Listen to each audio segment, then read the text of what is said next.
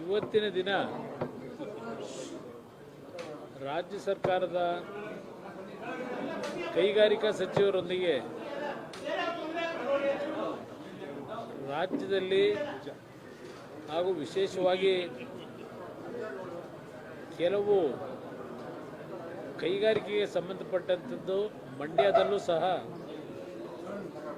ಜನತೆಯ ನಿರೀಕ್ಷೆ ಏನಿದೆ ಆ ಭಾಗದಲ್ಲಿ ನನ್ನನ್ನು ಆಯ್ಕೆ ಮಾಡಿದ ಮೇಲೆ ಆ ಹಿನ್ನೆಲೆಯಲ್ಲಿ ಇವತ್ತು ರಾಜ್ಯ ಸರ್ಕಾರದ ಕೈಗಾರಿಕಾ ಸಚಿವರ ಜೊತೆ ಸರ್ಕಾರದ ಹಲವಾರು ಇಲಾಖೆ ಅಧಿಕಾರಿಗಳೊಂದಿಗೆ ಒಂದು ಸಭೆಯನ್ನು ಕರೆದಿದ್ದಾರೆ.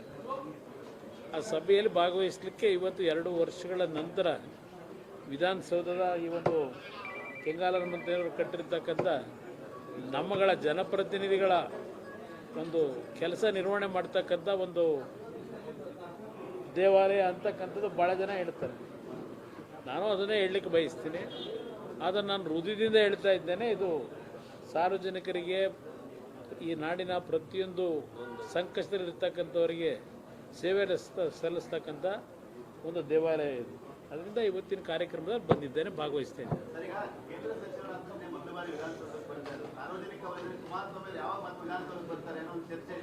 ನೋಡೋಣ, ಅದೆಲ್ಲ ಭಗವಂತ ನಿಗದಿ ಮಾಡ್ತಾನೆ.